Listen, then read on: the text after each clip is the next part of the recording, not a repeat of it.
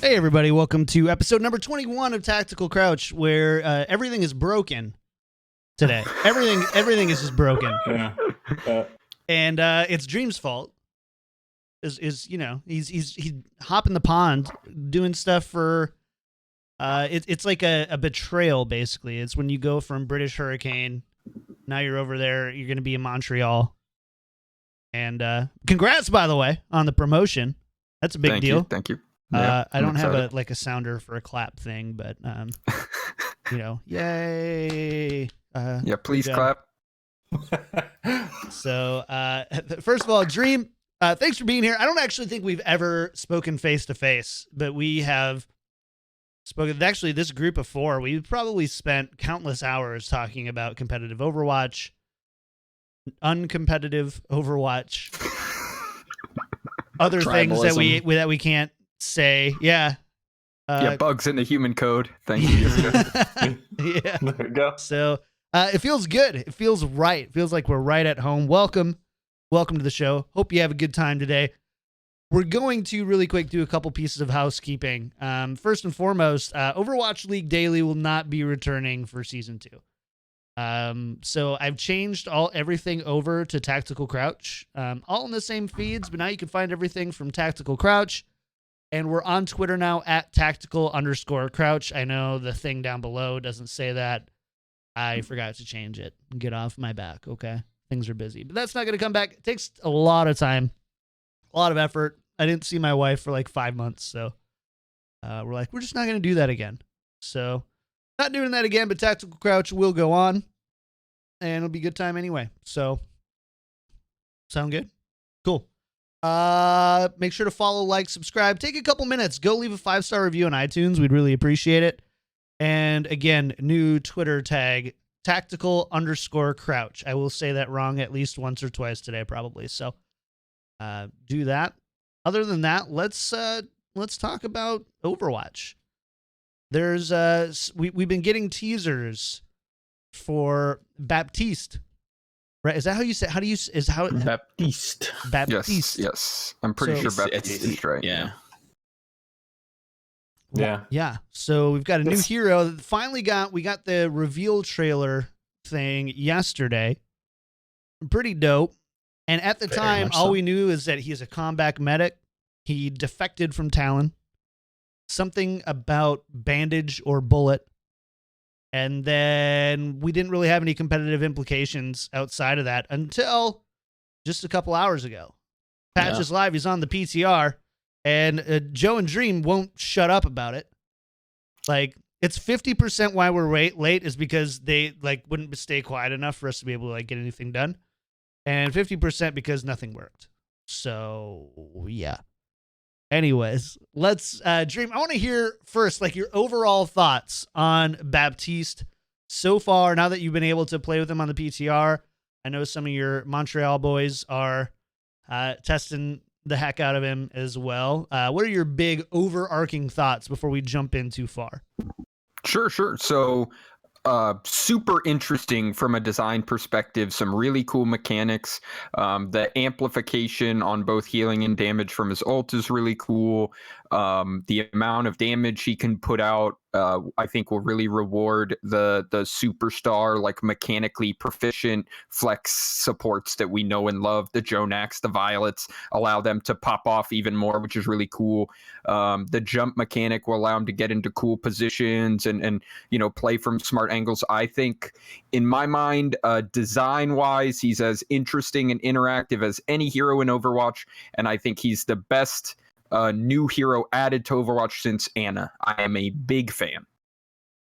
So Ana was Ana the first new hero? Yep. Remember when it took competitive Overwatch 5 months before we integrated Ana? 5 months and a clip size buff before. Yeah, she was kind of bad at first, and then they she wasn't that bad. She was only kind of bad, and everyone thought she was really bad. Yes. So they buffed her a ton, and then everyone was like, "Whoa!" So yeah, it doesn't seem that that's going to be the case with Baptiste. He's not looking undertuned as of right now, so I don't think he'll go through the same cycle. Yeah, he looks really. He's sounding. I can't say he looks because I honestly since the PTR dropped, I've just been getting the show ready and then to have everything break. Did you guys know that the show didn't work this morning? Because now you do. Let's talk about these abilities really quick. So Biotic Launcher, 3-round burst Biotic Launcher rewards accuracy and recoil control with significant damage output. It also doubles as a healing device, lobbing projectiles that heal allies near the point of impact. So how does this, like, how would you compare this, Dream or Joe? How would you like compare this to other abilities in the game? Like, is this fast? I've heard people like compare him to Soldier 76, but this looks more like it's a projectile, right? So it's not, Soldier's hit scan. Yeah, the nade arc. So obviously the primary fire is this 3-round burst. It feels very similar to other 3-round burst mechanics on other games. So if Like you're the familiar Hemlock? with like a Yes. battle rifle from Halo or a Hemlock or a FAMAS from like Call of Duty, very, very similar. Recoil plays very much the same way. The nades, I think, are a little bit less arcy, if that makes sense, than like Junkrat, but still feels very much like Junkrat. Deceptively easy, I would say, something that I think is really going to impact the community and bring a lot of people back that have been kind of like wishy-washy on Overwatch. I think this is going to be something that is going to be cool to see at the highest level, but also something that you can go into comp games and just kind of do well with and have fun with. So yeah, he feels similar to other heroes. He fills kind of a niche that only I think really has been filled by Zenyatta up until this point. This support damage hybrid that hasn't seen much contention. And now I think Zen's got some. Zen either has a buddy or he's, might be struggling for playtime. We'll see.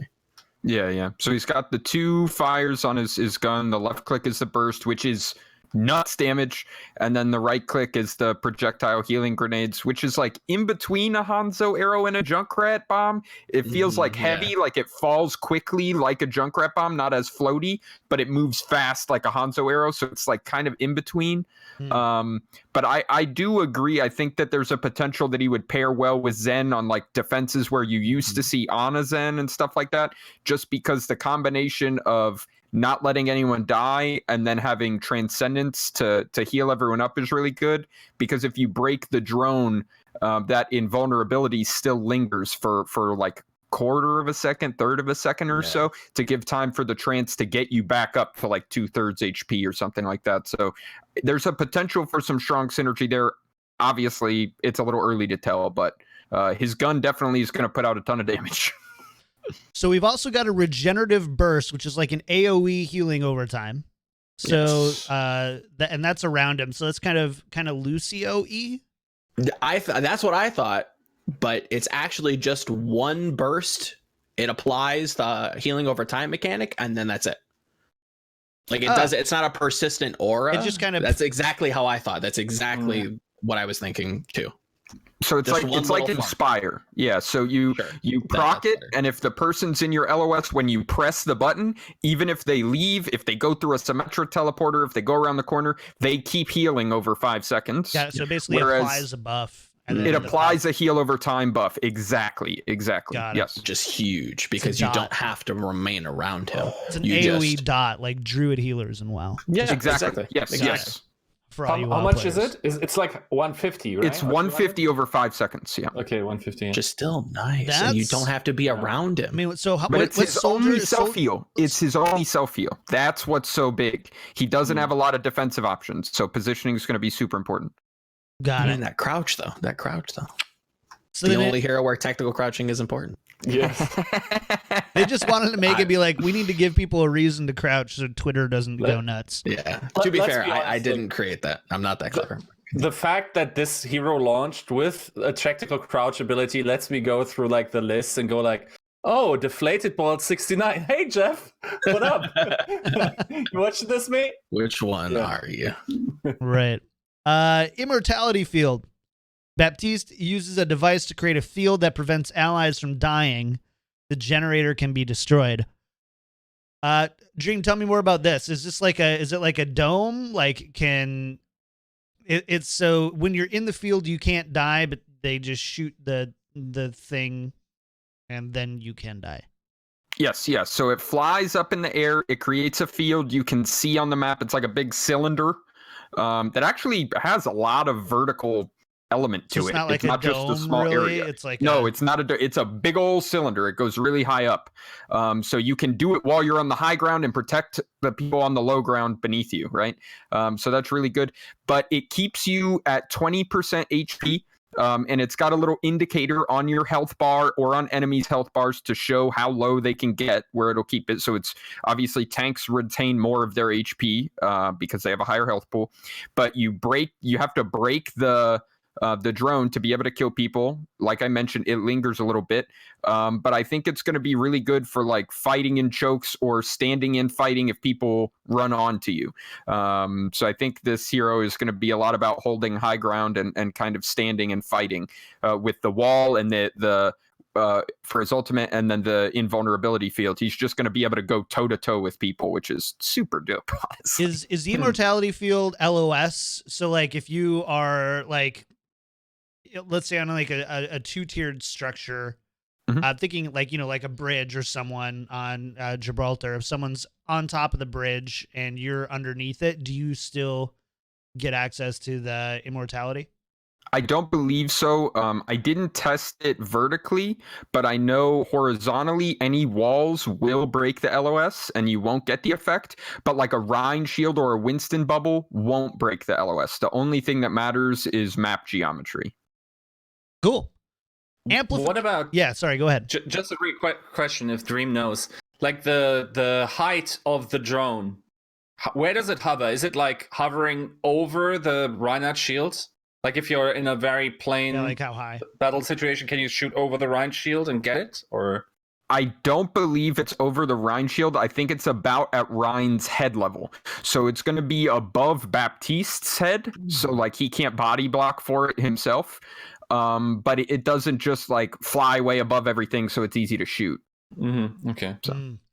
Got it. Let's talk about this amplification matrix. So we haven't seen, I believe, a matrix added since Diva's defense matrix, which, is very much touted as one of the most powerful non-ultimate abilities, maybe even among ultimate abilities in the game overall. Baptiste creates a matrix that doubles the damage and healing effects of friendly projectiles that pass through it. So how big is this matrix? It's not that big. Yeah, it's not big. It's like a wall. It's like a little wall you put down. It works just like putting Maywall or Symmetra wall, where you can put it vertically or horizontally, right?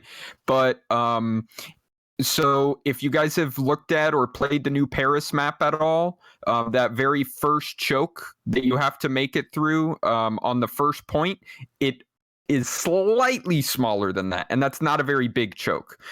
So it's not super big. It doesn't take up a ton of space. The placement is going to be really important because it's not really big. It doesn't persist for a super long time. You have to place it in a way where multiple people are going to be able to play around it. Yeah, smaller than Rhine Shield for sure. And then Exo Boots. I know, Joe, you were excited about this one. So by first crouching tactically, of course, Baptiste can jump higher. It's true. Yeah, he just jumps like double.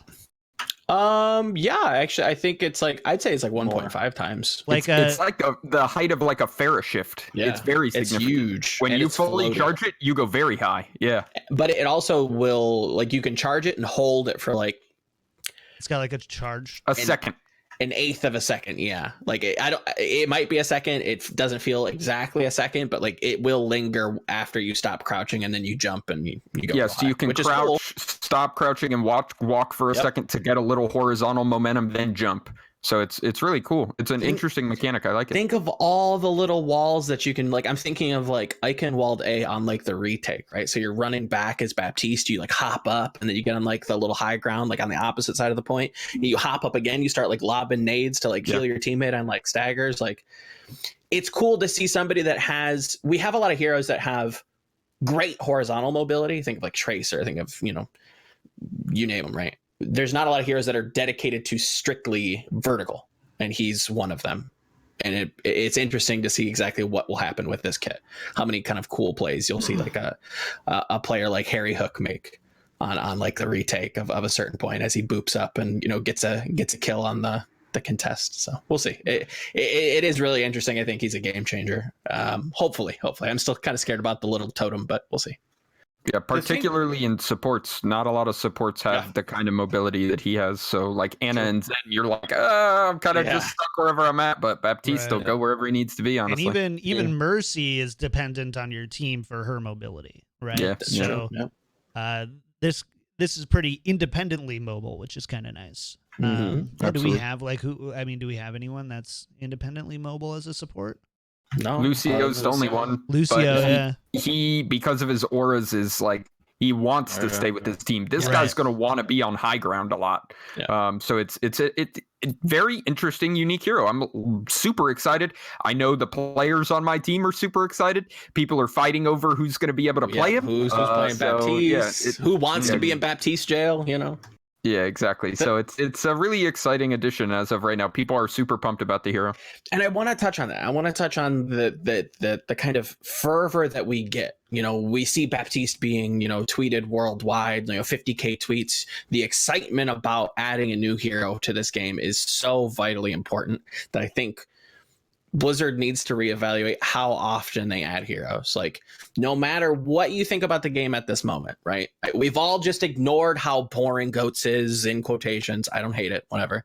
How dull the game is. I haven't played the game in years, and I'm going to get on and try Baptiste. It brings people back. 3 a year is fresh. Enough. Yeah. Give me 5. 5 a year, I think, will be good. You start to see people really enjoy coming back to Overwatch. Yeah. Well, then with that level of it means at the end of this year, right? We're at we'd be at 35 characters, next year 40. Like that type of selection also makes it really fun and dynamic, hopefully too. Whereas right now, even in gold, I had someone tell me the other day, so I have a alt account that I play in gold with my wife, and someone's like, "Let's go GOATS." And I just laughed at it. I took off my push to talk and I laughed for a good 20 seconds. That's good though, because it means that the competitive environment is bleeding over. Well, and I like that. That's good. One thing we're that totally going to be able to coordinate GOATS, dude. Yep. We're in gold right now, man. The thing about the hero releases is I want the hero releases to be quality. So not trying to hate, but like Orisa has not been a particularly great addition to the game. Hasn't added a ton of variants and strategies. Isn't a super interactive hero. Isn't super fun to play as or play against. I don't want extra Orisas. No, I want more Annas and Sombras and Wrecking Balls and Baptistes. I think that's interesting. I think they're getting it finally. Yeah. I think they're understanding. Okay, what do people like? What do we like designing? How does that meet? Nobody really wants to play very stationary things. Look at the community's, perception on GOATS. We don't like resource trading. We don't like slow moving. We want to take duels. We want to move around. We want things that are deceptively hard, right? I want to dink things, and they're giving me that. I want to feel fun. I want to feel impactful. This this checks all the boxes. If I get dove, do I have some sort of counterplay? Yes, I can jump up. I can reposition. Can I help my team? Yes, I can heal, but I can also deal damage. I can also, if I'm good, I can shoot the tracer and defend her. Like, it's a incredibly well designed hero. Like, hats off to Blizzard. I will critique you when I feel like you do bad, and I will give you all the kudos in the world when you do great. I think you've done great. Yeah, another thing that will help with that, like hopefully breaking GOATS and making things a little more dynamic and interesting, it doesn't just have to be the hero releases, it can be patch changes. Yes. And they are definitely on the PTR, they're rolling out a bunch of balance changes as well. We'll see how it all shakes out. Rebuffing Soldier to 20 damage per shot. That was a scary time in Overwatch. Bringing us back to that. Soldier is not very good right now, so maybe it won't be too much. But I'm all for throwing stuff at the wall and seeing what sticks right now. We need kind of a Wild West sort of feeling in Overwatch instead of everything being the exact same meta and everything so solved for 6 months at a time. That's not what the players want. That's not what the fans want. Let's Let's mix things up and go for big changes. And Blizzard is giving us that at the same time as this hero. So I definitely think they're changing philosophy a little bit, and I'm happy about that. Let's talk about some of these patch. Yiska, go ahead, dude. You've been trying to get in. Dude, you just got to go for it. This is your 21st episode. Come on. No, but the thing is with this kit is like, if you think about the amount of abilities this hero has, it's like, so you have a left click, you have a right click, you have 2 abilities, and you have the jump thing. So if you look at Hanzo, right, his jump is on a cooldown as well, and counts as like a cooldown because you have the visual representation and everything. This guy has like 10 million things to do.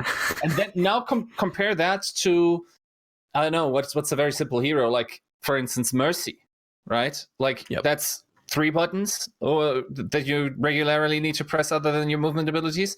That's like, it's way more complex. And I always felt like you, for instance, wrote an article about the entire thing, like EX abilities and just having more options from an ability point of view. It feels like he just has more things to do now as a character as a whole. Yeah, this feels like the thresh of this game, where after several heroes come out in League of Legends, there's a little bit of stuff going on. Then they just release one hero with a crazy loaded kit that's super versatile, that is a playmaker. And I expect to see similar levels of like players just popping off and making a name for themselves, making big plays on this hero. I think this is having overloaded kits can be a bad thing, but I think because this is a strong kit without CC, I'm happy with it. I'm okay with it. Yes. In an FPS MOBA-like game that is Overwatch, you don't need people just not being able to play a game. You don't need weird XQC clips where he's being hooked, stunned, slowed, slept, anti-nated, stunned again, and then dies. Like, you literally didn't get to play the game for 12 seconds. Like, you don't need that. Sounds like my WoW Arena days. Yes, very much so. Like, CC, they don't have trinket, kill, we win. You know, hey, that's you know what we want. Death is the best CC, and Baptiste is going to kill you, bro. That's true. Death is the best CC. That's going to be the title of the episode. The best CC. There we go. Wrote it down. Let's talk about a couple of these highlighted patch notes that I see you guys highlighted out here. Big changes coming to armor. Beam type damage is now reduced by 20% when hitting armor. Damage over time effects are no longer mitigated by armor. What are those impacts, Dream, that I don't know who highlighted. Who highlighted this? All right, never mind. Joe, why'd you highlight this? I think this definitely, it's a subtle nerf to goats, I think. Think about what heroes are played in goats, right? A lot of armor, a lot of, Diva, Rhine, Brig gives you armor, right? When you're when most of your damage is either coming from your Zen, Reinhardt does a deceptive amount of damage as well, but it's usually your Zen, if I'm understanding this correctly, your Zen and your Zarya, right?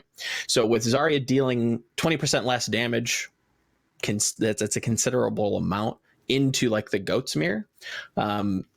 Could see some changes there. Do I think not Orisa, but Symmetra sees a ton of playtime? No. Is she going to now? I don't know. I don't think so. I think this definitely just gimps her completely. Don't even try to get people's hopes up. She has some weird interactions where she can like charge up her left click really well, like on shields, and can farm divas, but why bother? I don't know. Like, this is interesting. I didn't see this coming at all, and I'm kind of scared for the future if they ever want to add like a beam hero again. And yeah, I don't know exactly how to feel about it just yet. It seems like kind of an overtune, but maybe Dream can correct me.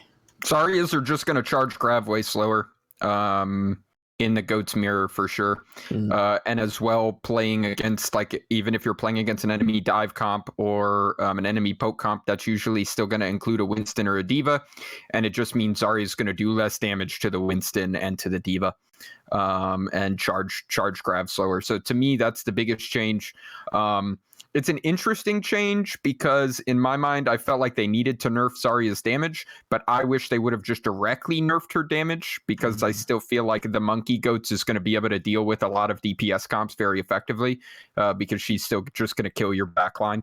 And her right click isn't affected, which is obviously a big source. So the Zaryas that are good at landing like splash damage right clicks will still be able to build up quickly, but certainly there are some teams that have just started doing this that are picking up on this where they'll win a fight in Goats, they'll kill the Rhine, kill the Brig, and then like leave the Diva for the Zarya to like farm for ult charge and stuff like that will take longer, etc. So yeah, it just nerfs Zarya's damage a little bit. As far as the damage over time effects not being mitigated by armor, I think the biggest benefit there is Ashe's Dynamite. Dynamite does an insane amount of damage to tanks now. So Ashe may be a little bit more of the tank killer than she was in the past. I think, weirdly enough, I think Ashe pairs pretty well with Baptiste. They both have pretty good mobility. She wants to play high ground. Where does Baptiste want to play? The high ground. So you can pop up, give your Ashe the matrix, the damage amp matrix, and let her go to town. Throw in, Bob. I don't think Bob through it just increases his damage amp, but whatever. You throw Bob, you throw Dynamite, you shoot through it. Like that's a ton of pressure from a high vantage point that's going to shred people. Like you said, you pop Diva out of matrix and you just let your Ashe farm. So I think that there's somebody is misinterpreting the beam type damage. So it's my understanding that before the beam type damage for armor was like, I can't remember the specific number, but I believe it was, I don't think it's reduced to 30% by 20% more than it already was. Right. It's actually being reduced. It's changed completely. It's reduced from, like, let's say it was at 35%. It's now at 20%. Yeah. Like, so like the an reduction actual before buff. Like this is a buff to beams. No. This is definitely a nerf to beams. So the way it would work before was the beams, like it ticks damage several times a second, and each tick would be reduced by armor the way any other instance of damage would be reduced. But what that meant was charged beams like Zarya, only a very small amount of the damage per tick was getting mitigated. It was like she didn't care about armor. She just melted through you anyways. So now it doesn't matter how charged your Zarya is, her damage is going to get gimped really hard by armor. This will definitely slow down her damage output. No question. Okay. Just clarifying, because there is armor is a very weird mechanic. There's a lot of like exceptions and weird. It's not intuitive at all. So I'm still not even too. No. Last question on this patch thing. Joe, cock the gun to your left. To like a gun. No. To yourself. No. To what stream? To what stream? Other side. Come on, man. No, it's pointing at me. Okay, yeah. Now it's pointing at me. No. I am so sorry. Okay, gun to your head, Dream. Yes, yeah. Is this patch a Goats killer? It's gonna depend on one thing, and that one thing is, does Baptiste just replace Diva in Goats and we just keep going Goats? Or is Baptiste plus a DPS on high ground enough to cleave through Goats before they get to him? Can he just stand and fight with his invuln? Those are my big questions, because if I can now live through the enemy grav bomb combo with my invuln field and trance combo, maybe I just play Goats and skip the Diva, play Baptiste and style on kids. It's gonna be hard to tell. The big thing as well that's going to affect Goats is the boop changes. When Blizzard put something in the patch notes that says we fixed all boops to make it more consistent, what goes off in my head is there are going to be bugs. There will be bugs with that. So we'll have to find out what those bugs are and how the wonky interactions are going to work, because until we know the nitty gritty of that, right now the Goats meta is all about boops and displacement. So until we figure out what's going on with those boops and that displacement, it's really hard to tell, I think. All right. This isn't a patch podcast. It's really not. Yeah, So we're not going to go patch. So and it's a big patch. There's some pretty interesting changes to Soldier 76, getting damage increase per bullet from 19 to 20. There's they reduced the delay for sprinting, I believe. Oh, it feels buttery smooth, like sprint shoot. It feels so good. It's a fun change. And the tactical visor can target Rip Tire and Immortality Field. So some big changes. Yeah, some big changes there. Orisa, a movement speed penalty while firing reduced from 50% to 30%. So you're a little bit faster. Feels nicer. When you're going back to spawn to change to a real tank. Got him. So lots of really good stuff here. We'll definitely keep our eyes on it for you. But let's talk about Overwatch League last week. Lots. Week 2. We're 2 weeks into season 2 of Overwatch League. I had a blast. I went to the San Francisco watch party for the Shock Vancouver Titans game, and despite being on the wrong side of that, it was really cool. It was a lot of fun. It was my favorite part about Overwatch League is like seeing parents with their kids going to, I just love having young fans. And I was like, man, I would have been that kid if esports was really a thing where I was from, and doing like, Dad, let's go do this. So loved it. Kudos to the San Francisco Shock team. Let's be honest. Like, what is happening right now is like a dad just dragging. Yeah, we have a team in this city. Dad, I just want to play Fortnite. Is Ninja there? No. Yes, I do. It's everyone knows Fortnite. In that regard, everyone asks me if I played Fortnite, and when I say Overwatch, it's like, that old dead game. I heard about that once. Yeah. It's like on Xbox or whatever. Yeah, that's what I get a lot when I bring up Overwatch. They're like, oh yeah, I play that on PlayStation. I'm like, you're a pleb. No, you're not, PlayStation people. Leave a 5-star review. All right. So let's talk about some of the big results last week. I'm just highlighting a few here because we're lazy and not very comprehensive on this podcast. Washington Justice takes 2 maps off of London, confirming my replacement from number 1 to number 19 in my power rankings. They did bounce back, though, I will say. They did have a good performance. In that game, I know in their second match of the week, they had Prophet playing Zarya. When they played Justice, was Prophet playing Zarya yet? For the first 2, or I think for the first map, he was not. I think they had Birdring in, and then they subbed him out and started to play guard on Brig. And I think it was starting on Nimbani, they started to look better. And from that point, we've seen a whole new Spitfire, and things look really good for them. They've seemed to finally catch their stride and tanked really hard in power rankings, and now they're quickly rising the ranks again. I would not sleep on London this week. Yeah, they're in a weird position personnel-wise because Prophet is by a mile the best Zarya and the best Brig on their team. So where do they play him? It turns out that Birdring just shouldn't play, and that Guard, who previously played a lot of Zarya, he was obviously originally a Sombra one-trick, but when the meta changed, he played plenty of Zarya. But it turns out that they're just not really happy with his Zarya performance. They think he's better on Brig. Let Prophet play the carry character. Can't really argue with that, despite him being probably the best Brig last season. Brig was much more impactful than before the bash changes. Now that you can't just play aggressive and get good timing on your bashes and carry, they want him on the carry here. They put him on Zarya. I think it's a good decision. I think you'll continue to see them improve. I will also say Birdring's performance is was once again so bad that I would, as Spitfire, consider just buying 2 Razor Nagas and just having Prophet dual wield them. Like, having this movement abilities on the multiple keys and just going for both. And Birdring just trilling his thumbs, tending to his wrist or whatever. This is why we can't get players as guests, because Yiska has alienated them all. Just offended them all. So next week we were going to have Birdring as a surprise. Not anymore. Just kidding. But he'll have plenty of free time now that he's not playing. But got him.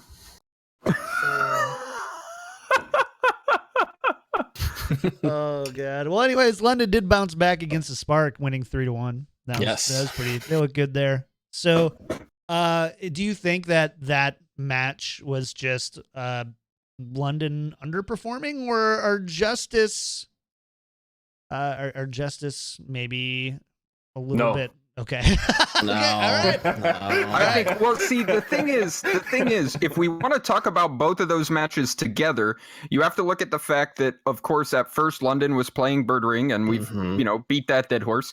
But also the win. I'm not sure how much what the quality of the win over Hangzhou is as a data point, because they also look very inconsistent and very swingy. So I'm not sure how much we know from them beating Hangzhou. The league, we were hoping after week 2 that things would clarify and stratify a little bit more, but really that hasn't happened all that much. It still feels like it's just a scrum.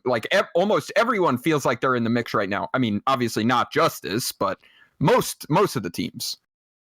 Yeah. Well, and also now a lot of people come off their suspensions. Yeah. And, yes, a ton of people. So we'll even some of them are getting of age. So this is not going to be any easier soon, right? And then the leap. It's not just that there are lots of ups and downs in some of these team performances. It also seems to be me that there are definitely some teams that have a heavy trajectory towards understanding GOATs that we naturally haven't seen over the season 1. So for basically, when Ian and I were doing the percentage betting thing, right? We would always have the first 2 play weeks, and that was of course four matches, which was more data. But these first 2 weeks you would have to lower your prior and almost reset it for all those teams, soft reset it, because the new meta would come in, and then after 2 weeks you had a pretty good they beat them and whatever, and by the eye test here they fit here in this meta now with these compositions. This is not happening right now. There's no, even if we're now 4 games for some of these teams in, I'm not sure if NYXL had a homogenous performance through all of these games. They definitely didn't. Vancouver is probably the most consistent team that I've seen, and then Washington on the other end of the spectrum. But it's super hard in that regard, and it's. I don't think we will have much more of an idea even after next week. Yeah, I don't disagree with you. There's, a lot's changing, a lot is shifting. We're even for all of us who are watching all the games are trying to kind of find. It's one thing to be like, hey, London almost lost to Washington, number 19. KickedTripod's a god analyst. It's never going to be said. Never going to be said. But you have to look at beyond of just why are they losing? What else is going on? There's even just how are teams adapting to the meta, and how are teams preparing for other teams? Who knows how much time London spent preparing for Washington Justice when they're, playing Hangzhou later, who isn't a phenomenal team right now, but they're better than Washington. Yeah, so, sure. I hope that's not a stretch for me to say that. No, not at all. No. And it is an issue of where are the teams putting their prep, for sure. And you can talk about, for example, Philly this week. You would assume with how Florida has been performing versus how Fuel was performing, plus kind of the banter that was going on between Philly and Fuel. Check out the episode of Tactical Crouch prior to this if you want an update on some of that. You would expect that they had put a decent amount of prep into the Fuel set versus the Florida set. Now they ended up losing both, but how indicative is that of the Florida loss, particularly considering that you don't expect that they put a lot of prep in and they didn't have Boombox. Yep. And while I don't think Boombox is a superstar Zen, and I also don't think that Elk is a bad Zen either, Goats is just all about synergy and team cohesion and knowing what your teammates are going to do just because you've done everything a million times already. So even swapping someone out that's comparable skill-wise can still just throw everything off. So yeah, it's really hard to tell where Philly is going to look like they are able to get Boombox back for this week. I hope young Isaac is feeling better because we all want to see Philly at full strength. Yes. Yeah. Well, it's also just really briefly on London. It's also the case that historically London has been terrible in trap weeks. Like if you remember back to season 1, every time they played NYXL, the very same week they played Outlaws, and somehow they never had the resource allocation right where they could feasibly beat Outlaws in that second set of the week. And I think they lost 3 out of the 4 regular season matches because they were playing, or not because, I don't want to take it away from Outlaws, but it was an observable pattern that in the week that they had NYXL, they did look underprepared against Outlaws. And that's particularly bad considering all you have to do is make it to game 5 and Outlaws will throw. So you don't have to win in the first 4. Got him. Love it. So I think another thing that's been really difficult this year so far is that there's no the hierarchy is really tough because teams are beating other teams who then get beat by the teams of previous. And for example, the Charge swept Dallas, nearly lose to Vancouver, but they where are they at in the standings here? They started playing Kib more, so they're doing way better. Yeah. That's my take. I mean, I'm a little biased, but that's my take on it. They weren't playing Kib. They started playing Kib. All of a sudden, they're sweeping the fuel. They're taking it to Vancouver, who right now is looking like arguably the best team. So you wouldn't expect that, and they don't even have Nero available yet. And I will say that Shu is still vastly underappreciated. Oh, yeah. That kid is nuts. He is up there with Jonak and Violet, and people should be talking about him more as one of the best flex supports in the league. This kid is crazy. We came into this hearing good things. I've seen good things. I'm very impressed with his play on multiple different heroes. His Ana against Chengdu looked very, very good. His Zen throughout all of their games has been very good. I want to see this kid stage 2 when we get all these crazy changes and what else he might pull out. I will also say this team is like a prime example, much like, for instance, the shock situation with Nevix and Shoyobin, right? Do you have 2 very good players on the same position? I think the same is true for the Charge. Won J. Lee is has not had his birthday yet, so I don't think he can play at the moment. But I also don't think he has much chance to play, even though being one of the more promising talents coming into the Overwatch League this season. So I could maybe see if you're a caliber player like Won J. Lee that you maybe want to have a transfer here and there. By the way, also true for Nevix. I seriously think, so for instance, Outlaws are not in a position to hire someone like Nevix at the moment because of the stuff with Infinite and also having 2 off tanks already. But it just solves all of these issues that Outlaws has. Just sell both of the other guys. He's a better D.Va, he's a better Zarya, and he's a better DPS than any of those guys, which seems to be very important for off tanks at the moment. So I'd be shocked if no pun intended. Hey, got him. If nobody approached San Francisco Shock for Nevix this season, and then you also have to decide. Honestly, if I'm Shock, I'm not giving it to one of the teams I expect to see in the playoffs. Yep. That's not what I'm going to do. Yeah, or Choi. I mean, you can make the offer for Choi as well. He's also a very good D.Va, very good Zarya, very good DPS. If Baptiste does end up just replacing someone in Goatstone, Nevix has also played flex support. Super good, yeah. He's a great. He has a history on Ana as well. So yeah, I think Nevix is a really good, really undervalued player. But just real quick, one last thing about Shu. I am a big fan of Happy. I think Happy is an absolutely insane player, has an argument for being the best Widowmaker in the world. Just disgusting player, right? And talking to Kib all, before the season started and into the season, Happy is, to him, not the most impressive player on their team. The player that and that's no shade on Happy at all, obviously, great player, but the player that he's constantly saying everyone needs to watch and everyone is not appreciating is Shu. He thinks Shu is just a god gamer, and I tend to agree. Interesting.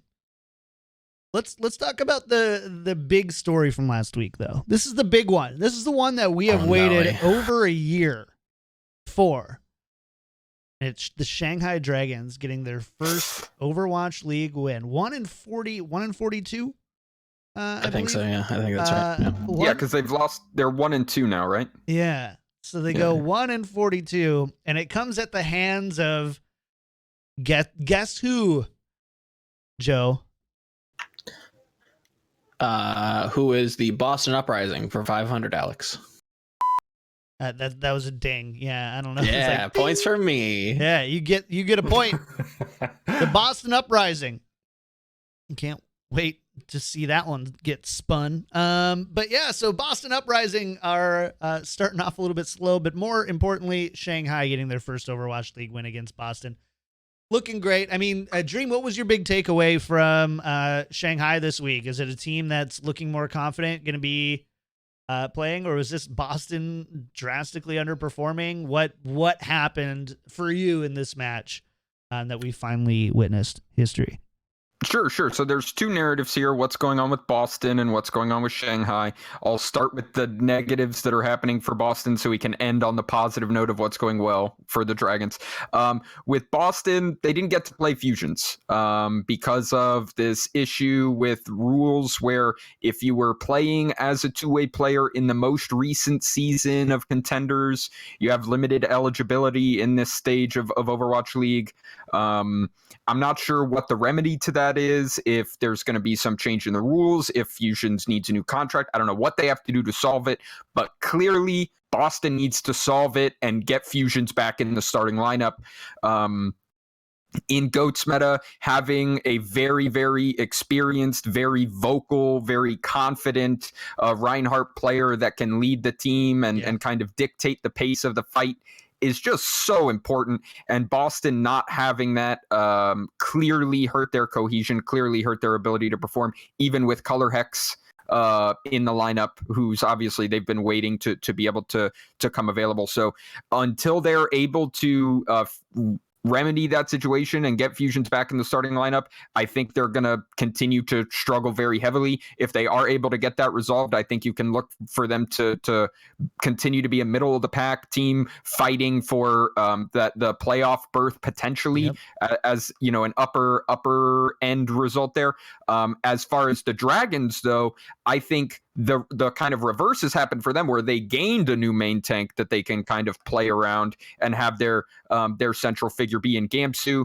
Gamsu, obviously very experienced as an esports pro in general, very experienced in Overwatch, kind of ready to slot into the team, has been performing well with the Dragons. Getting Youngjin back on his comfort brig pick is also very good.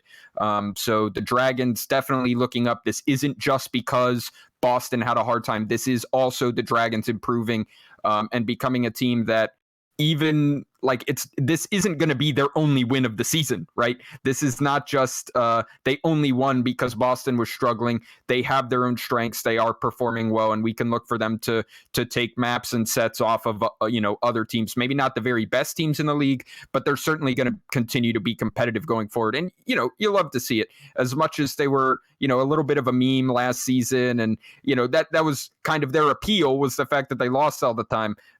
It's good to know that they will be competitive this season.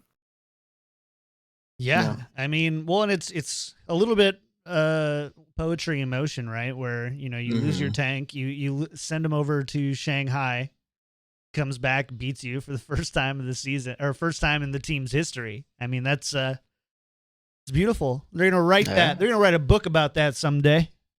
If we still have an Overwatch league. I do want to also give a nod to the young hitscan specialist Dia being the only player remaining on the Shanghai Dragons from the original starting roster. Yep.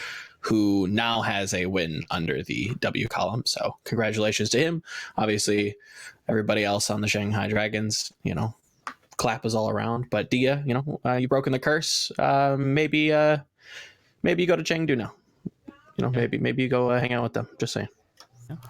Ding has an Overwatch League win. Let's go. There you go. There it goes. A couple more. So the Paris Eternal narrowly defeat the LA Gladiators, but have kind of solidified themselves as kind of in that top four. Like we kind of all looked at after week one and kind of went, yeah. And we expected them to do really well in the GOATS meta, right? We're like, this is a team that, lives and breathes a lot of GOATS. We're hearing great things about them in scrims, about how well they're doing in GOATS, and the Scrimbucks stock exchange is high on that. So, they continue to do well. They narrowly defeated the LA Gladiators, who, the Gladiators, they've had a tough few weeks.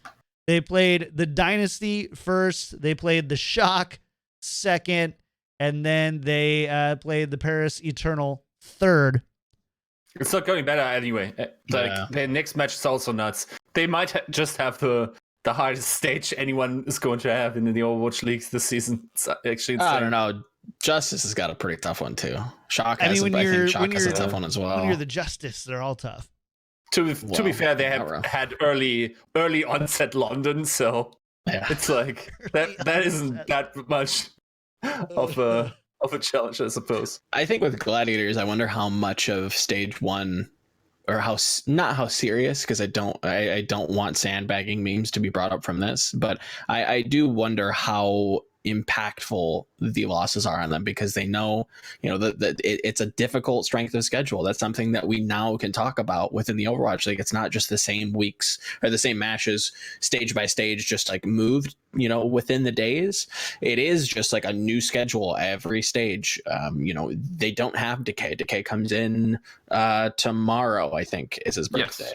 Either today or tomorrow. He will be available this week. Yeah. Yes. We'll see. It's a big change. You know what I mean? Like, how much play are you playing with him versus some of the other players that you have on your roster? How much time are you investing in this stage versus the next stage where you see him kind of fully come online?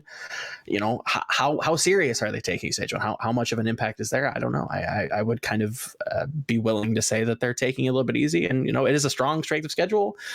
Maybe we just take learning experiences from it and put them shields up for stage two. So we'll see.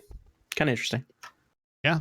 And then last but not least, Titans defeat Charge and San Francisco this week. So Titans, I mean, we've said it a couple times now, probably looking to be a top, if not the top contenders in Overwatch League. Maybe up there with NYXL, who's also looked shaky at a couple different points. But Titans have looked very consistent, I would say, in their play overall. Whereas you're even noticing some of those other teams in the top 4 or 5 seem to be bouncing up and down a little bit, maybe in their level of play.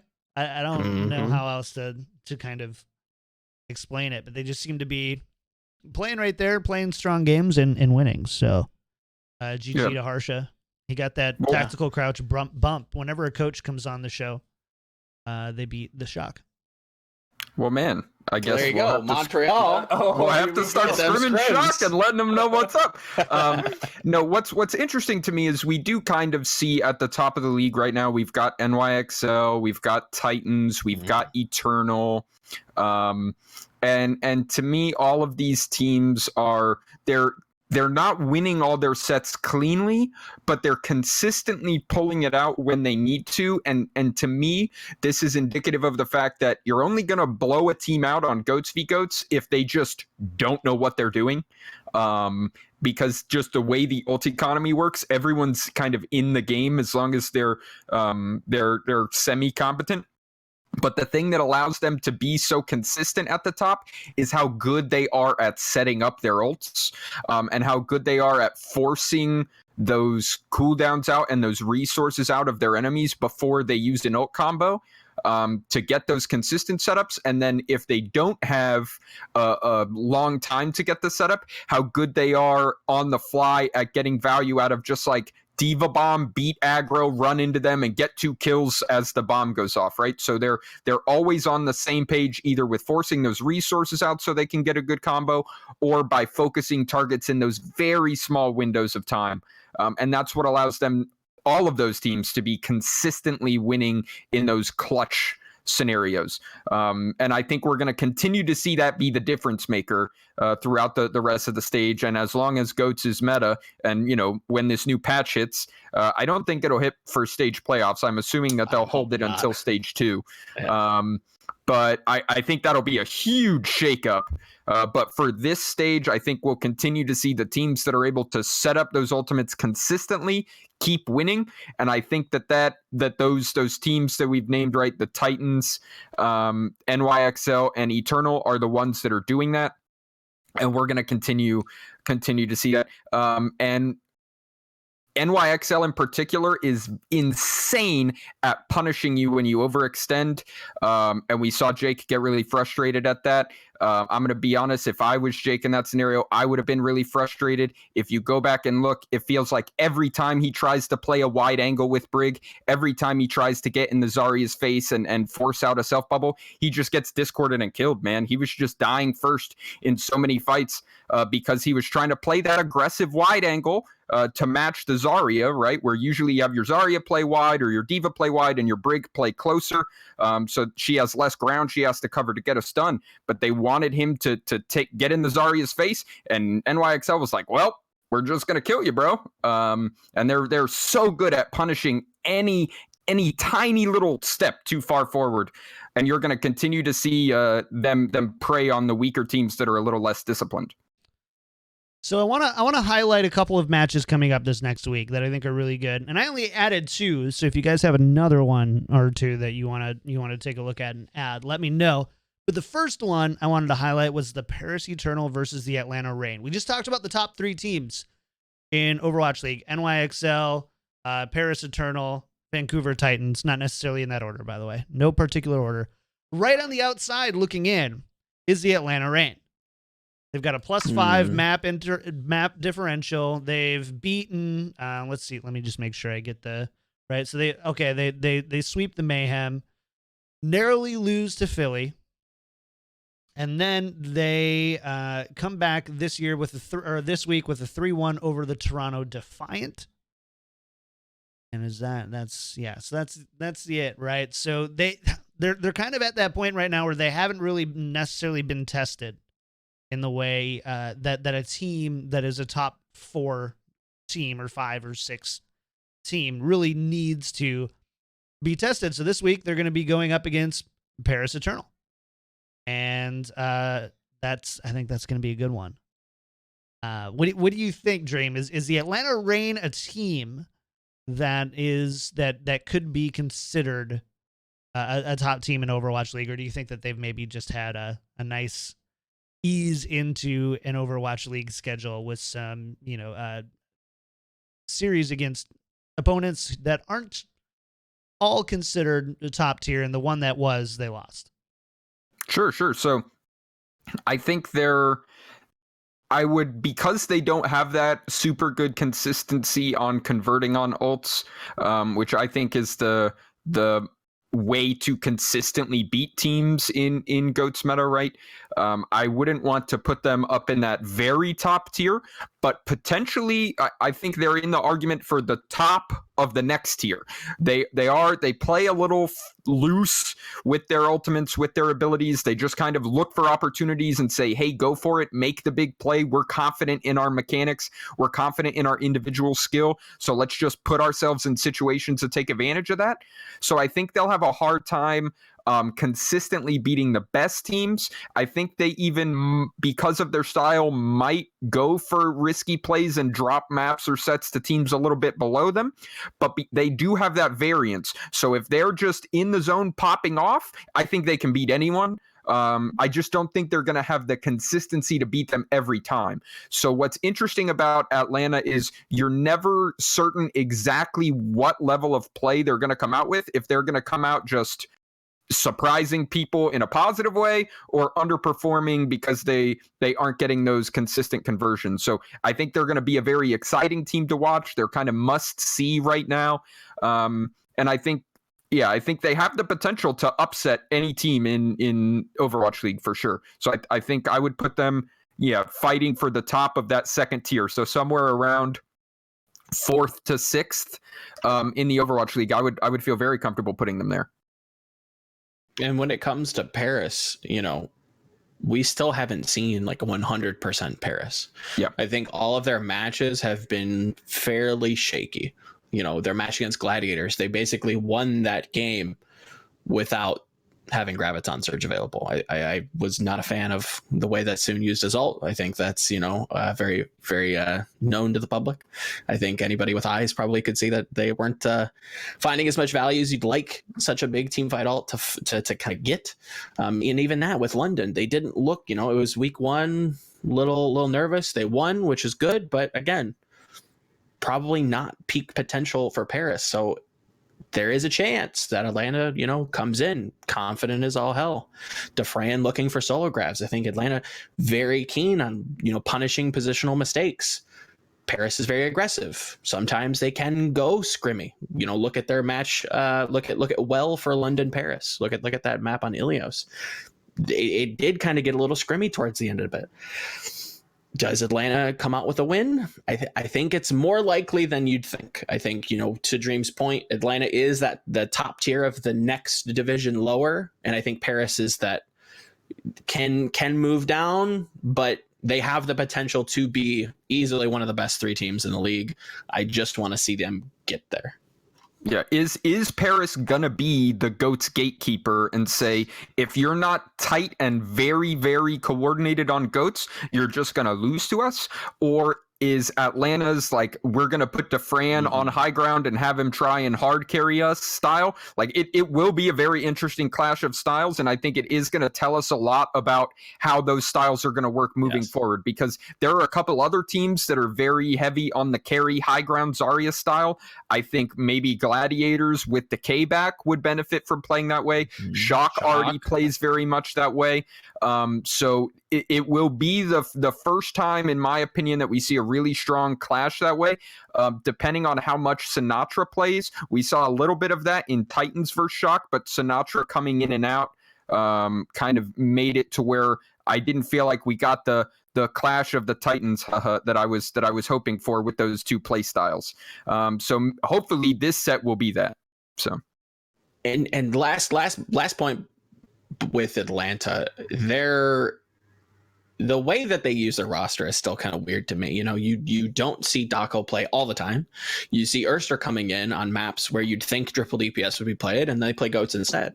Yeah, so they're already trying. Yeah, they're already trying to metagame you into like rolling out with a weird comp and having to play on the back foot, which is cool, which is good for them because they are such an upset team. If they come in, like I said, confident, they're punishing positional mistakes, and they're throwing these weird curveball-y like Torb comps, and even they're playing with the roster trying to metagame you. It is going to be a stylistic matchup. What's better, the EU style or the OWL style? Like this is actually a huge game to kind of set the pace for at least stage 1. We'll see what stage 2 looks like in terms of meta, but very interesting. We'll see exactly who what style is the best. And real quick, as far as that Dako rotation with Erster, I think it's interesting because I don't think they're actually trying to mind game people with triple DPS. I think Dako's diva play is very flowcharty and very much about set plays and knowing where he has to look and what he has to do. And that's why they put Erster into play on control, because Dako's playstyle is not as good for control maps. So that is my take on why that's happening. I don't think that they're expecting people to be mind gamed by this at this point. Everyone knows that He's not actually going to play a third DPS. He is just going to play D.Va on control. So I think it has much more to do with Dako's playstyle being a lot less flexible than Erster. So that's my opinion. So we'll see if that continues. Let's talk about this other one. NYXL versus Seoul Dynasty, Sunday at 4:30 p.m. Pacific time. Obviously, NYXL undefeated so far. We're pretty used to saying that. But Seoul Dynasty have had some pretty high expectations for them in Season 2. They came in on week 1, defeated the Gladiators 3-1 before losing to the Dallas Fuel 1-3, creating that little love triangle there. And then sweep Chengdu 4-0. They're coming in. They're going to be playing Boston on Thursday, who I'm sure they've got some motivation to pull out a win against a team that will alleviate them from the meme of being the first loss to Shanghai. At least I would be. I would not want to be coming off of a loss to Shanghai and then go losing to another team. Mm-hmm. But then at the end of the week, last match of the week, they go up against NYXL. Seoul Dynasty right now, they're to me, I feel like they're teetering at this point. This might be this could be a really important match as far as if they fall in that top 8, top 6, or if they fall down into like a 9th, 10th, 11th, 12th place team. If they can't pull off wins against Dallas Fuel, they can't pull off wins against NYXL and some of these other teams that are kind of jockeying for those playoffs, and they can't put up good fights, this is going to be where we start to see Seoul go the road that they did last year, right? Started off strong, looked okay, and then kind of starts to fall apart at the seams. Yiska, I want to hear from you. What are you looking for in this match? Do you think that Seoul can reasonably challenge NYXL and maybe push themselves up into a team that, I don't know, like top 6? No. No. All right. No, but like, I think generally Seoul hasn't shown me that they will be in a, equivalently similar position than as they were last season, which is outside of playoffs. Let's only talk about for the stage, but yeah, it's an interesting situation there. I'm still wondering about their roster decisions, but then again, this is not necessarily as much of an individual list meta. It is interesting that the contenders players are playing more, I guess, right now for Seoul in that regard, which makes absolute sense to me. I think that's an observation we can generally make over all teams, that contenders players have an edge in starting over their counterparts simply because they didn't have that long off season. They aren't rusty as hell. So that in itself, that boon will probably vanish at some point. That advantage, and then I wonder how that's going to look for Seoul as well, even though they don't have an exorbitant amount of contenders players. But yeah, generally, I would be very surprised. So let's say percentages 75% NYXL. Yeah. I think that there's an argument that Seoul's Anna Goat style, where they don't run the Zenyatta, it could potentially have some merit, particularly into these Sombra heavy teams where they skip the D.Va. Potentially, I don't personally think it's worth doing there, but they don't just play it into Sombra; they also play it in lots of other areas, and I think that's really bad. I think that is not a good comp. I think that is not a good style, and that will not work against a very disciplined NYXL team. There's a potential that, Ryu Jae-hong becomes relevant again when Baptiste comes out. When Anna came out, obviously that completely changed his career. He went from being a Zarya player to an Anna player, was the best Anna in the world for a time. Obviously a superstar player. Maybe giving him a highly interactive, mechanical flex support to play will bring him back into the fold, but bench him, dude. Bench him and get Yiska. I want Yiska on Baptiste, boy. I'm not thinking not thinking that Jae Hong needs to be the future that they're hanging their hat on. I think that unless this Baptiste hero comes in and is an anchor point for him, something that can revitalize, which is totally possible, right? But unless that happens, I'm not starting him in stage 2. I wouldn't be starting him now. It's honestly sad that the only Korean franchise doesn't get these shoes of the league or these violets, right? Isn't that a problem in itself? Gen.G has Glister, bro. Gen.G just signed Glister. He can't play this season, can't even play next season, but this kid is nuts. Nuts. Yeah. So in a couple years they'll have a superstar player, bro, you know? That's it. Yeah, no. That's that entire situation with Seoul is rather upsetting. Honestly, there's this threshold of lack of skill of goats where you're so bad at goats comparative to the rest of the competition that you then can say, okay, we can't beat the majority of the league at goats. Let's try our own spin at a composition, right? One such team that has seen some success with it is Chengdu, for instance, right? So I think Seoul is easily below that threshold where they should probably mess around with that. And in their current situation, I think they're trying to. Ana goats. Yeah. And that they would have to luck out a lot in order for that to be a thing that develops further into the future, depending on what the next meta will be. Because the current players that they're playing, it's not an investment into the future. It's just problematic from the ground up. And for all the Seoul fans out there that want to like drudge up the Chengdu win is like, well, nobody's 4-0 Chengdu, and they looked really good. I think that was just a stylistic mismatch for Chengdu.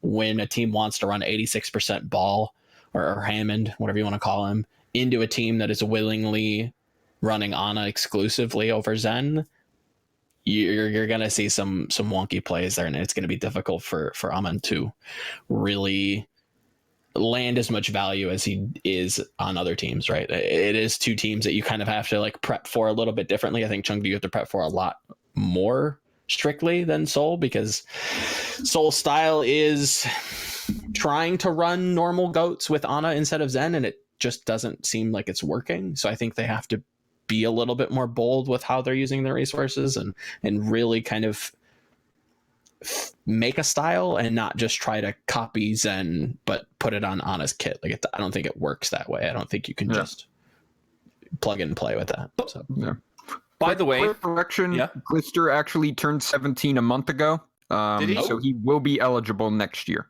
So Seoul making moves. Yeah, definitely. How did I think he was only just turned 16?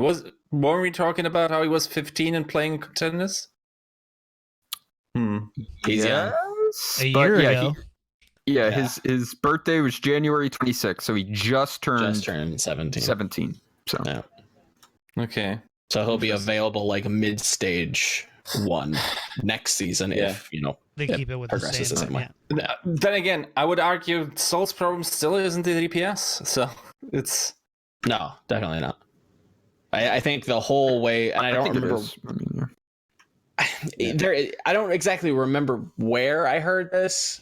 I think it was like an interview with one of the players, like after the show, like the All Access stuff. It seems like they're just letting Fissure call, and they're just like leaving Jexay to be like an ult tracker or something, and that was the big selling point with this team. And I could be wrong on that. I don't remember if that's necessarily entirely too accurate. Chat, you can correct me if I'm wrong. But I'm fairly sure they're just all landing on Fissure and letting him be that next rotation point for like interesting how the roster's built or will function. If it doesn't turn around this season, you blow it up in the off season. You build around Glister. That's the play. 100%. Yes. Yep. So speaking of teams in decline, we all expected the LA Valiant to drop a little bit. They're 0-3. And, despite Volamel being bullish and putting them in his top 3 earlier, he was all about it, said, you know what? LA Valiant. I think I was the least. You know what? You put them at 11. I'm pretty sure. Yes, I put them at 11 for these exact reasons. Now, to be fair, I didn't know Kuki was going to play support. If I knew that he was playing support, I would have bumped them lower. Honestly, like I'm not big on roster rotations. I don't think teams are gelled enough with their bench to just sub people in and out, put Custa on control, put Custa on, put Kuki in for these maps. Like, I don't know that teams are all that ready for such an important role. Again, who's doing the calling there? Some people say it's the Rhine. Some, could be the Lucio for some teams. London calls from their Zen.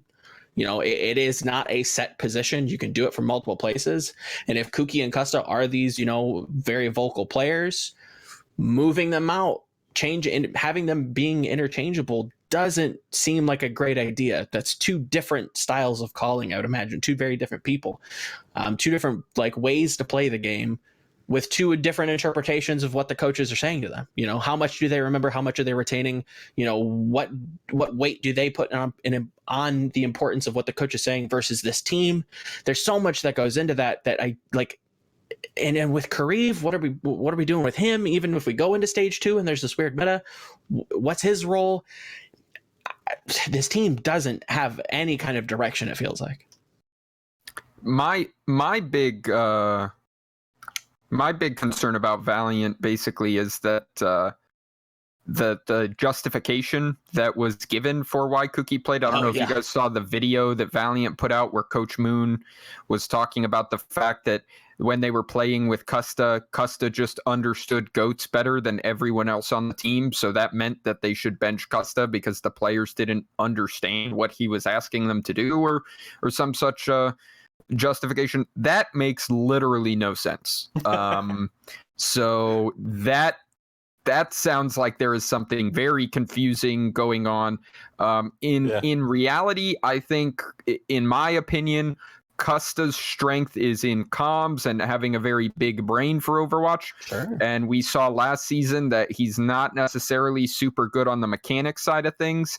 And Lucio in this meta is actually required to be very mechanically proficient, to be making all these crazy wall ride routes, going for high impact boops, having really good timing with those things. And that is not Custa's wheelhouse. So you think okay, so we're not going to put Custa in, but then why do you have someone off role who also isn't mechanically proficient? And it's just very confusing what's going on there. I'm pretty sure they play Titans this week, so they're going to be taking that 4th L, which means they are definitely not making stage playoffs. And Guangzhou this next week. And so they are not making stage playoffs. So what they need to do with this stage is try and get as many wins as they can against other teams, because it's still going to matter for playoffs at the end of the season when all is said and done. But also just work on figuring out who your 6 is going to be, get some team cohesion, and get that Valiant coaching momentum that we saw from last season, where they built a good system and they made a lot of good moves and they got a lot of value out of role players. And that's what we need to see. We need to just get something positive on the board, because playoffs is out of the picture. A team that kind of is analogous in a way is Runaway, like early Runaway. So think of like Runner-esque Runaway. So you have this main support that is this big brain, has the shot calling potential that gels the team together, which could be Custa. Maybe isn't super mechanically impressive, but has a lot of intangibles apparently that make the team more than the sum of its parts, right? I don't see how that plays into the next meta, or even with this meta. It's like, okay, if we have this deficiency here, where else are we making up for it? Or do we have the star player in Haksal? Agilities really has never, he has these high peaks, but just isn't consistent enough. I honestly think they should be making moves in the midseason and looking for a flex player that is very highly touted, that will be able to be that glue guy that can either make up for Custa's deficiencies or look for maybe a Korean main support that can, somebody like Closure, I would say, like, this whole ordeal with, like, he understands goats more, therefore don't play him. That sounds to me like someone just going like, oh yeah, that does look like a material fiction. Here, take this this antibiotics pill. Swallowing pills is very hard, so we're not going to do that. Please leave our village. So back to sacrificing this chicken. Please open your eyelid so we can drip the blood in. Like, what kind of dumb stuff are they doing that they are legitimately... I'm not sure if they would play Washington, if they actually would win that convincingly. Mm-hmm. I don't think that would happen. Hey, why are you picking on Washington? They aren't 20th in the league right now. Yeah. By the way, Yiska, you know what the did you just say? Like, I've been here with 21 episodes with you, and I have never heard such a awful analogy in my entire life. It's your worst one. I did discharge it because initially the blood was going to be dropped somewhere else. Yeah, at least he has a filter, folks. At least he has a filter, because behind closed doors, I know exactly what he means. Lots of other orifices on the body, and be thankful. Be thankful. Yeah, I appreciate the filter though. Great job. We're done. I like it. We're going home. I'm gonna call it. That's the show. Actually, that's actually the show. We gotta go. I mean, we do have to go. It doesn't make any sense. See, he wrote into the chat, time to wrap up. And in my mind, I was like, okay, I'll give you a reason to wrap up. Then I wrapped up on the analogy. Well, thanks to Yiska, we have a reason to wrap up. Thanks, everybody, for hanging out with us in chat. Dream, dude, we got to have you on more often. I learned more, so I was doing a VOD review with Dream. We were watching, who was it? It was London and Philly? It was Florida and Philly, because I wanted to see how Philly managed to possibly lose that. And so I could then throw some shade Christopher's way, obviously, because he was previously on Hurricane, a friend of mine. And I'm a lifelong Floridian, so I wanted to take a look at that set so I could talk some smack, and it worked. I threw some shade. Yeah, it was, and I learned a lot. I learned so freaking much listening to you. Like, I don't understand goats all that well, so we sat down, did a little visor sesh, like 45 minutes. Nothing, my brain can only go for that long, which is why we only do 1 hour and 15-minute podcast episodes. And it was amazing. So make sure. So I mean, you're obviously busy now. You're full-time head coach for Montreal Rebellion. Still getting the name to roll off the tongue here a little bit.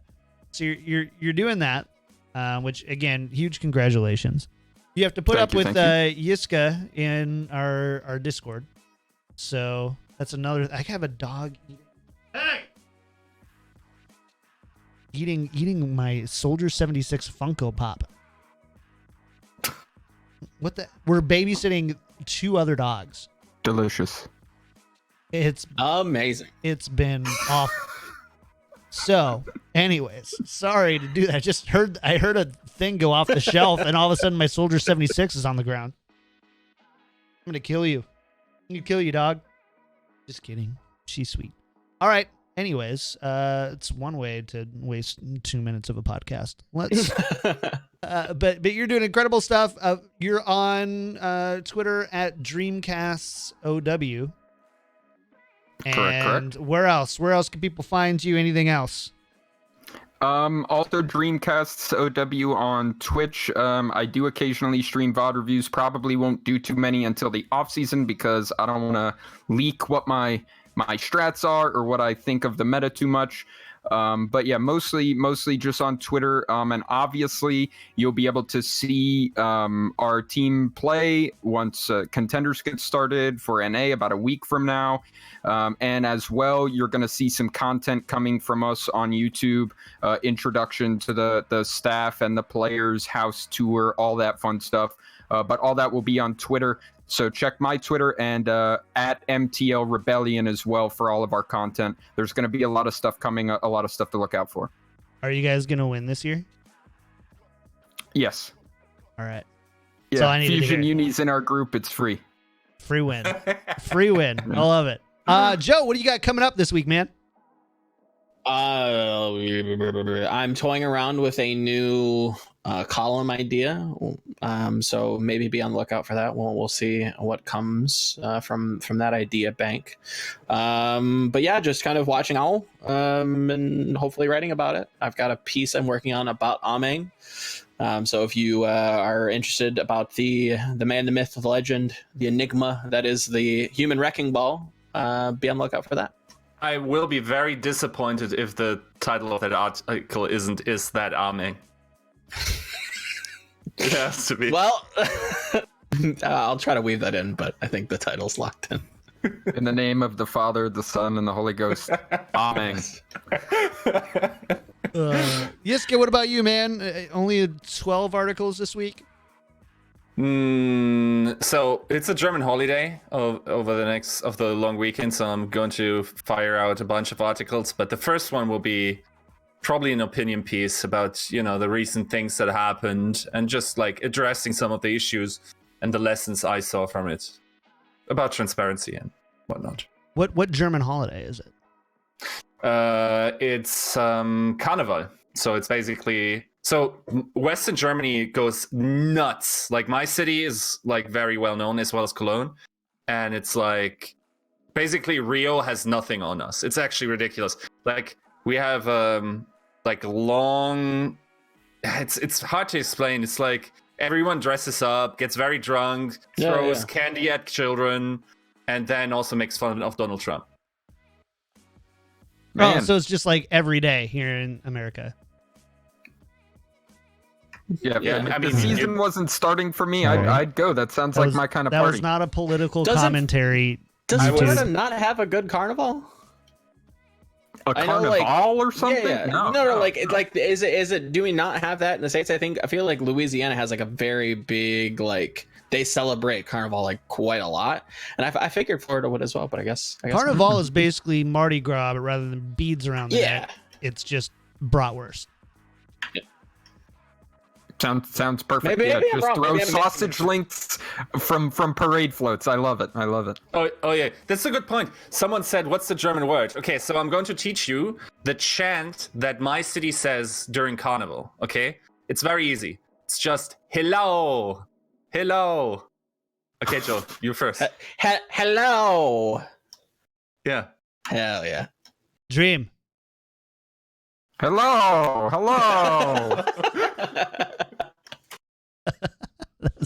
All right, we're gonna say goodbye now. Thanks again, Dream, for hanging out for us. Make sure to follow Tactical Crouch on Twitter at tactical_crouch. New place. No more Overwatch League Daily. So I don't know. Get over it, I guess.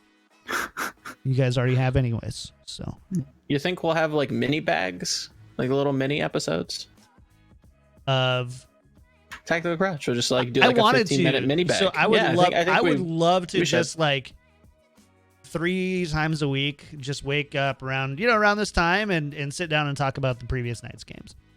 Yeah, I mean that'd be kind of interesting. I don't know if 3 nights a week. I think it'd be like 5. Whenever.